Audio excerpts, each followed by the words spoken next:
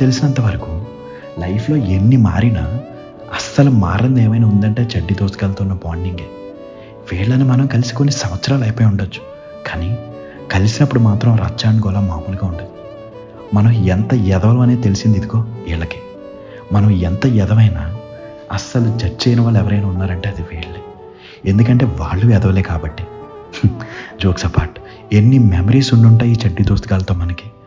ఒక పక్క క్లాస్ జరుగుతున్నా వినకుండా మాట్లాడుతున్నందుకు ఇద్దరు స్కేల్తో దెబ్బలు తిన్న రోజులు, ఇద్దరు పక్క పక్కన కూర్చుంటే తను టీచర్ అన్న రోజులు, లంచ్ బాక్స్ ఓపెన్ చేసుకుని క్లాస్ మధ్యలో తిన్న జ్ఞాపకాలు, క్లాసులో వాళ్ళతో వేసుకునే కుళ్ళు జోకులు, shall I go to toilet అనగానే మేడం నేను వెళ్తా అంటే ఇద్దరికి ఒకేసారా అని టీచర్తో తిట్లు తిన్న జ్ఞాపకాలు.